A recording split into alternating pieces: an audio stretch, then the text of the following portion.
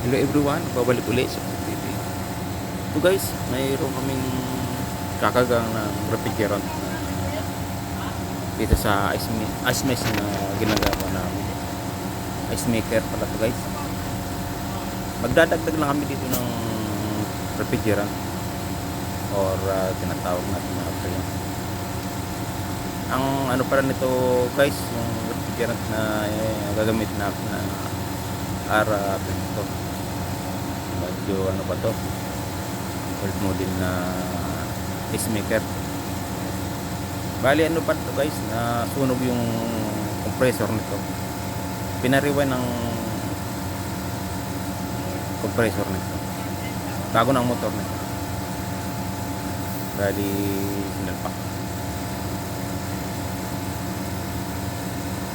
kaya kumulang yung freon nito dahil nag ano siya, dagdag na ilaw yun. Tapos tatas ang ano pa lang nito guys, ang standard na kinakagap ka dito ay ano pala, nasa 20 PSI lang.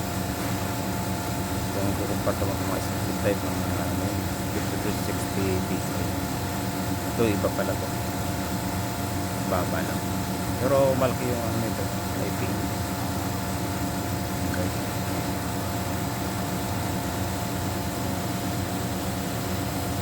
yun lang. Sabi mo ngayon yan, ipaparking mo muna para hindi mapasukan ng mush yung system.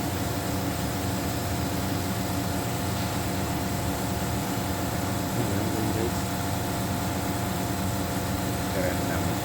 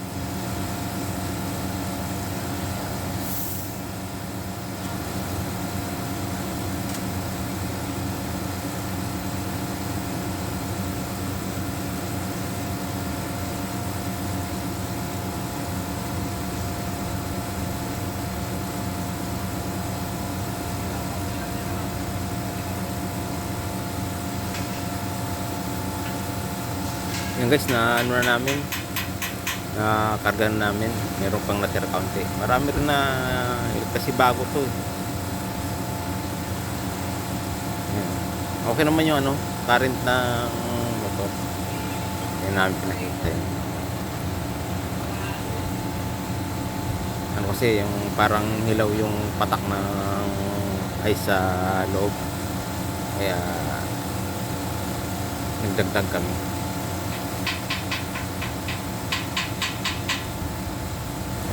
Kami pala nagme-maintenance ito guys. Kasi pagka tinawag pang contractor na ito, baka bukas pa dumating, eh, napaka-importante ng napoproduce ditong ice. Kasi ginagamit dito sa company, sa food company. Bawal lang kasing pakita yung ano guys, yung mga ginagawa ditong produkto. Pero pinayagan naman ako dito nung manager na mag-video sa mga ganitong ginagawa. Yung mga machine lang na gumagawa ng product. Pero yung mga control na ginagawa ko, pwede ko naman. Kaya maraming salamat sa manager namin dito na pinayagan ako mag-video. Eh sabi kasi nag-upload ako sa ganun lang guys, napaka-simple lang naman pala ito, ganito differs lang din pagkakataon, basic lang naman pala ito guys, mga ganito na